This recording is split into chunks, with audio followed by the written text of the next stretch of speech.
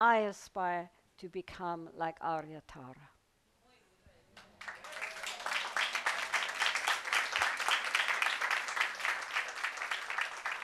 They can't answer that one. And truly, in my heart, that's how I aspire. Okay, fair enough. You have Buddhahood. I'll just be like Jetsunma. That's enough. Yeah.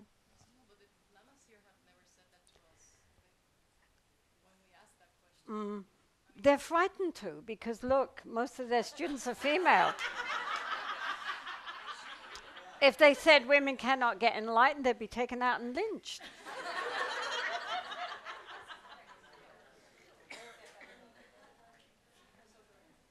But if you go back to the, I mean, the other day I was having this argument with Kempo, wasn't I? With Kempo Losal, you know, who is very sweet, loves the nuns, really takes care of them, but he insisted that you can only attain enlightenment in a male body.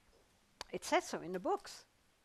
And all the 1,000 Buddhas, of which we've only had 7 up to now, are male.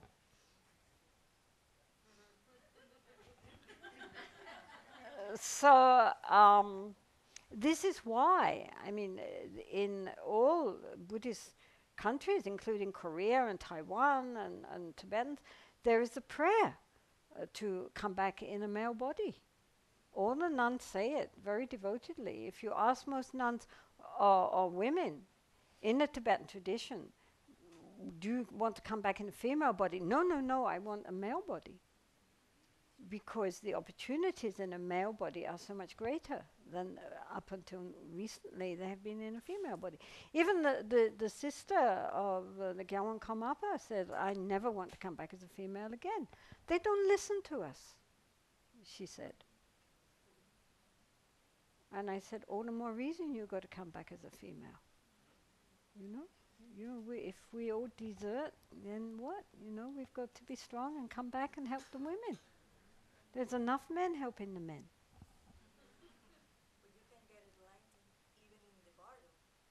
You can get enlightened. And Buddha nature, exactly that. And Buddha nature isn't male or female. I mean, exactly. Exactly. The mind, when you're sitting in meditation, you're not male, you're not female. But because in the books it was written by the men for the boys, therefore, you know, well, it's written there.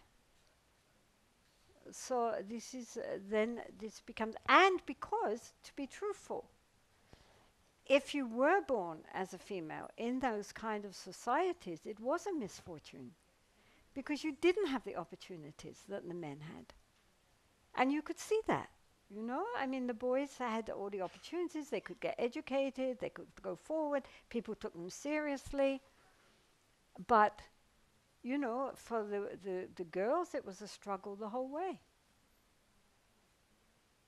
And so, of course, you know, I remember at the beginning when I was at this nunnery, and there was a nun who was extremely intelligent, and so they sent her down to the Tibetan school in Sarnath to study.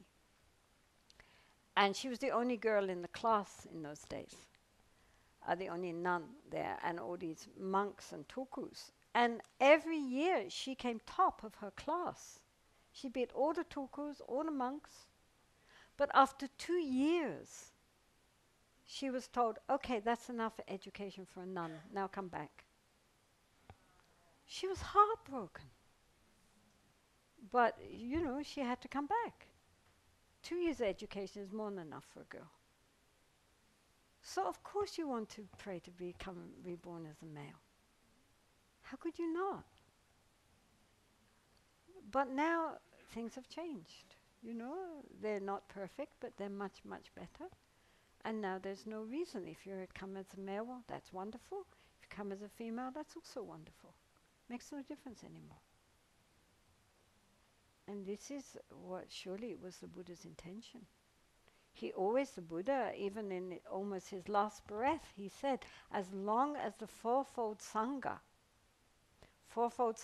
meaning fully ordained monks, fully ordained nuns, lay men, lay women, as long as the Fourfold Sangha studies and meditates and propagates the Dharma, this long the Dharma will be strong and keep going. He didn't say just monks. And he didn't just say monastics. Right? We must remember that the Buddha is always talking about the Fourfold Sangha and how important the Fourfold Sangha is. Not just that the lay people donate for the monks and nuns, but that they study, they practice, and they propagate the Dharma. I mean, this was the Buddha's intention. So, yeah, you know, what can you say? I mean, society, even in the West, it's not just in the East, you know, it's not just the backward old East. I mean, a while back, I met this very attractive Swedish lawyer. I mean, Sweden is regarded as the most, you know, open and liberal and whatever. And she was a lawyer in a prestigious firm in Sweden, in Stockholm. And she said that when she goes to a board meeting, first of all the other directors are eyeing her up and down, how she looks, what she's wearing. And then, you know, the meeting, you know, she comes up with an idea. Nobody hears her. She's completely ignored. 5 minutes later, the guy across says the same idea, and everybody says, "Wow, great! What a brilliant thing! Let's do that." She says, "They don't hear you." And it's exactly what the Karmapa sister said. They don't listen. They don't hear you. So even today, you know, women have to work twice as hard just to stay where the guys can just stroll along. But the important thing, girls, is that we should really respect and support each other. Because to my mind, what has kept women down is not men. It's the fact that women don't help and support each other, uphold each other. After all, who is the first director in the life, the first influence in the life of a little boy baby? It's his mother. So what is his mother telling him? What is he telling him, and what is she telling her daughters? You know, this is the thing. It's been shown sociologically that mothers treat even a newborn baby differently if it's a boy or a girl. Automatically, they relate differently to a boy, to a girl. I mean, I'm not saying good or bad, but differently. So right from the start, you're getting a different message. And so, therefore, it's very important that, you know, recently we were talking about bosses. And people, a lot of the women were saying they much prefer male bosses because they're not so bossy, basically.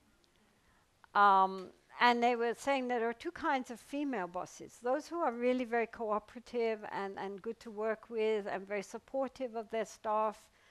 And the other kind who regard any other female, if they are intelligent and competent, as a rival, as a competitor, and therefore to be pushed down and to be sent away.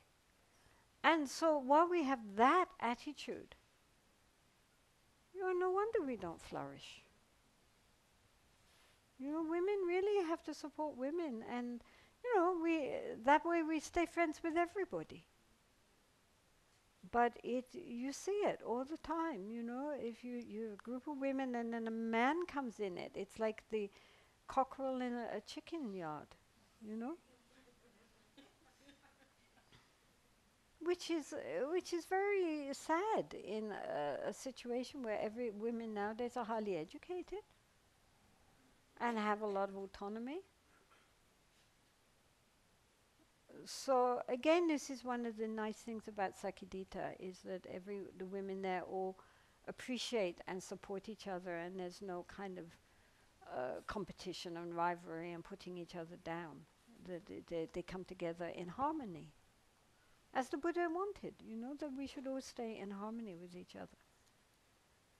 So, I mean, my feeling about, this whole thing is that,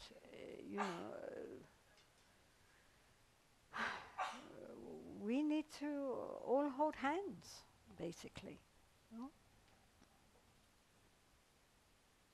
Support each other, respect each other. Hold each other's hand.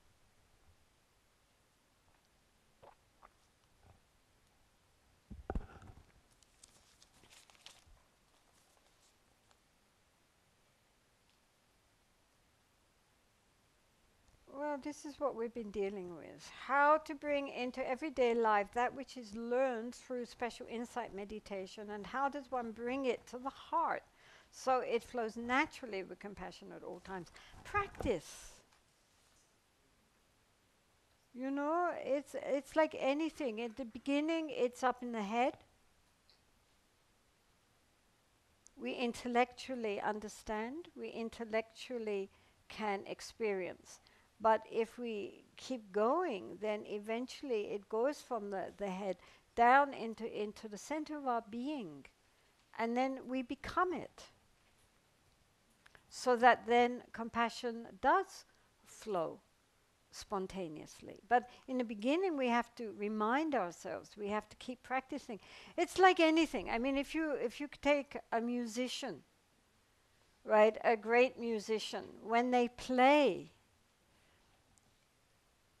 if it's really a first-rate musician, at that point they themselves say that the ego drops away. They are not playing. The music plays through them. If they try to play, then it all gets messed up. But if they just drop that level of thinking and just allow the music to play through them, then it is exquisite. But how could they do that? Except through thousands of hours of practicing, over and over and over and over. And sportspersons likewise, they have that, what's it called, that kind of moment. That's it. Again, it's because they have practiced and practiced, so that when they do drop the ego, something so much deeper, so much profounder from within them takes over. And they do things which they would not normally consider themselves capable of. We're so much greater than we think we are. But our ego keeps us locked in this tiny little cocoon. Yes, it's a cocoon, right. We're all caterpillars, yearning to become butterflies. And we have to break out of this cocoon of our egoistic self-absorption and really, emerge. The butterfly still has a caterpillar body, but it has wings and can fly. So it doesn't mean that we completely change into another person in that sense. We still have our conceptual mind, we still have our memories and our thinking, but it's transformed. We fly.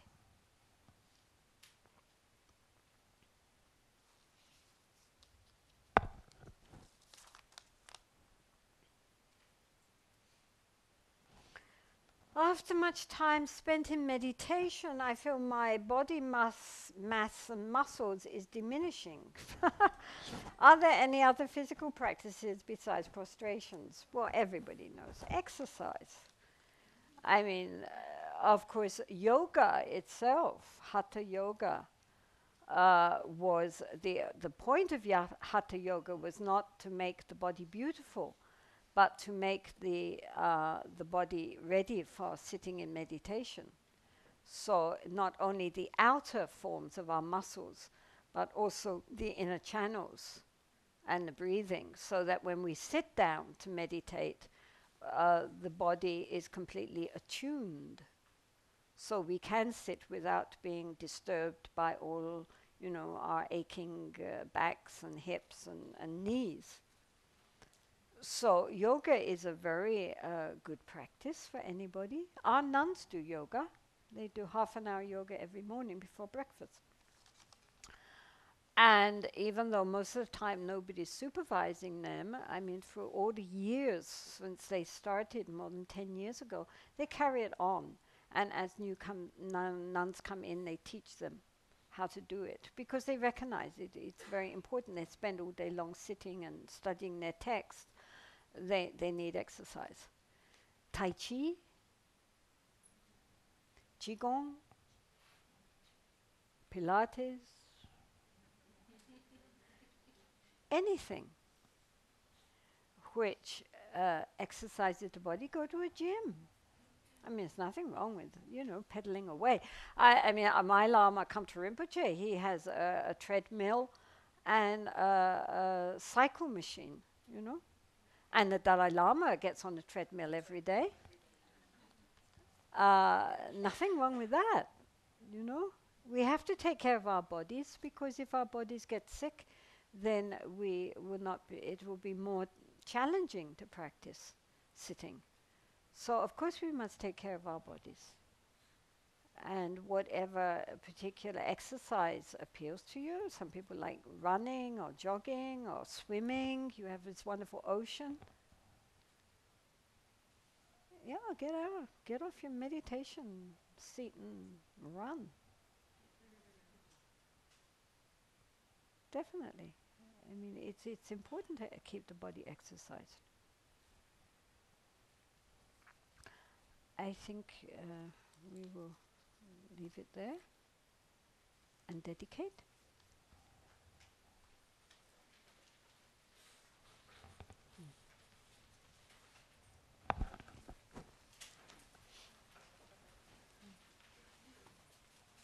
Vamos a las dedicaciones y saquen también el papelito que les dimos, porque esto va a ser parte de la dedicación al final.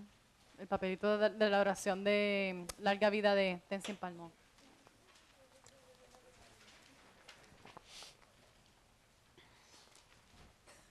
Así que vamos a la dedicación, que por los méritos de esta virtud pueda alcanzar rápidamente el estado de un Guru Buda y pueda llevar a este estado a todo ser sin excepción. La mente de iluminación es suprema y muy preciada, que donde no ha surgido surja, que donde ha surgido no disminuya, que cobre cada vez más fuerza. La visión correcta del vacío es suprema y muy preciada, que donde no ha surgido surja, que donde ha surgido no disminuya, que cobre cada vez más fuerza. Así como el valiente Manjushri y Samantabhadra distinguieron los fenómenos tal cual son, yo también dedico esos méritos en la mejor forma, siguiendo su ejemplo perfecto. Dedico todas estas raíces de virtud con la dedicación que es considerada la mejor, por los victoriosos asidos de los tres tiempos, para poder realizar todas las buenas obras. Madre Tare, liberando el samsara. Tú, Tare, liberando de los 8 temores. Tara, Madre que libera, por favor otorga el don de la longevidad. Por las bendiciones de los gurús raíz y del linaje, por los logros espirituales de los yidams, dioses y diosas, por los métodos hábiles de las dakinis y los protectores del Dharma, que podamos realizar gozosamente la esencia de nuestras esperanzas. Gendun Tenzin, eres afable, benevolente y bondadoso. Por favor, permanece con nosotros durante una larga vida. Expande tus actividades iluminadas en todas las direcciones y continúa madurando y sustentándonos a mí y a todos los seres sintientes. Desde ese momento y durante todas nuestras vidas, manténnos bajo tu tutela. Sé nuestro amigo, nuestro divino y virtuoso guía. Limpia la degeneración de la ignorancia. Ayúdanos a realizar rápidamente nuestro recorrido por los senderos aquímonos y alcanzar los 3 cuerpos de un Buda. Por la verdad de la realidad incambiable y por la bendición conjunta del indestructible Sangha, que la esencia de estas oraciones se logre rápidamente. Y la oración para Tenzin Palmo. Gloriosa, excelsa y sagrada, quien mediante las bendiciones de las 3 joyas y las 3 raíces propaga las enseñanzas extraordinarias del linaje del significado a lo largo y ancho de todo el mundo, que vivas por mucho tiempo y que tus actividades iluminadas incrementen y florezcan.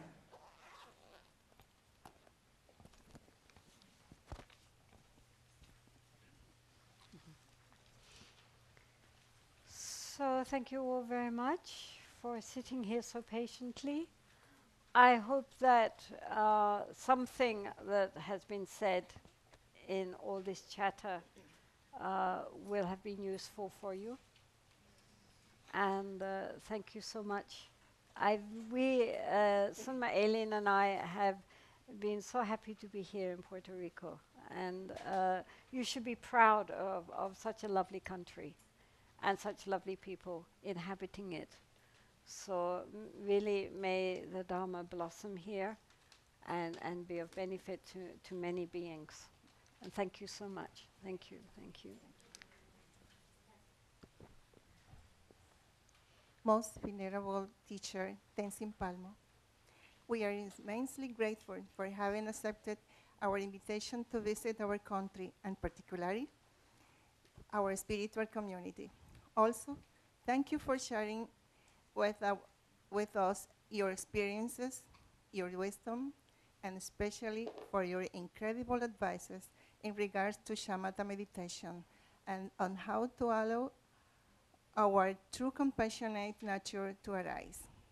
We feel great admiration for your accomplishments along your spiritual path, and it has been a huge privilege to have with us for the past days. May you be happy, well, comfortable, and peaceful. We also want to thank Suma Eileen for the coordination of logistics, travel, teaching topics, and so forth that had to be managed in order to make this visit a reality. Without your active involvement and responsiveness, this would not have been possible. May she be happy, well, comfortable, and peaceful. We rejoice in the merit of all benefactors and volunteers who have contributed with their financial resources, their time, talents, energy, and efforts. They are a huge piece of the cause and conditions that had to come together to make this visit a success. They were responsible for your accommodations, meals, and transportation. Their efforts also included making our compound beautiful and adequate for such beautiful teachings. Our media and technical resources also made it possible for many beings in different parts of the world to benefit from your teachings. May our benefactors and volunteers be happy, well, comfortable, and peaceful. We wish for you a long and healthy life so you can continue to lead all of us along the path to perfection. We promise to follow your valuable advices and commit to do our best to nurture the flowers in our garden while we pull out the weeds. With palm together, we beg that you please, please, please come back to Puerto Rico. Our country is in great need of the kind of contribution that you can offer to us. So we can each get closer and closer to our true nature until it completely manifests. Then we can truly benefit all beings. May all beings in every universe be happy, well, comfortable, and peaceful, including ourselves. Thank you. Thank you so much. Yeah. Yes, it's very true that, one comes here, you sit on a seat, you go blah, blah, blah, everybody listens, and it's all very nice. But actually, without the help of all the organizers and all the wonderful, selfless volunteers, I mean, so many ladies in the kitchen cooking, and not just sitting here listening. And I hope they're listening also while they're cooking. But I mean, and of course, Alberto translating, and so many people in all various roles that they are playing to bring together all these causes and conditions which bring together the event which happens. So I always feel, I'm the least of it, really, because so much has been happening behind the scenes to bring this all together. And so really from my heart, I say thank you to all of you. Thank you, thank you, thank you out there too, for allowing this event to manifest. Thank you. And thank you for having this wonderful center. Ganden SHEDRUB LING is also a very special place for people to come together. The Buddha very much praised good companionship. At one time, Ananda, again, the Buddha's assistant, he said to the Buddha, I've been thinking, poor Ananda, he's the way to put down. He said, I've been thinking, and I think that good companionship is half the spiritual path. And the Buddha said, no, Ananda, it's the whole of the spiritual path. The first thing the Buddha did after his enlightenment and after sitting for a while under various trees was to go off to Saranath and start a sangha, start a community. And so spiritual friends are very, very important. It doesn't just mean, of course, just Buddhist friends and we ignore non-Buddhist friends, but it means coming together of people with like values. In this world it's very difficult. Society is going very strongly in one direction and we are trying to swim upstream. And so we need companionship, we need support, we need to be with people who agree that our aspirations are genuine aspirations and worthwhile aspirations. So we need again to support each other, encourage each other, respect each other, so that we can all dwell in harmony on the path. So therefore this Dharma Center is very important also for really bringing together people who can, as I say, hold hands and walk the path together. So thank you. Thank you all very much. Ahora vamos a ir de una manera bien ordenada, calladitos. Vamos a ir cantando el mantra de Tara de nuevo, trayéndole las ofrendas a Jetsunma. Las personas que puedan ayudarnos a sacar sillas blancas ahorita de una manera sutil, calladitos hacia afuera, pues nos ayudaría mucho porque son alquiladas. Las sillas blancas. Om Tare Tu Thank you, my dear. Lovely to see you. Ture.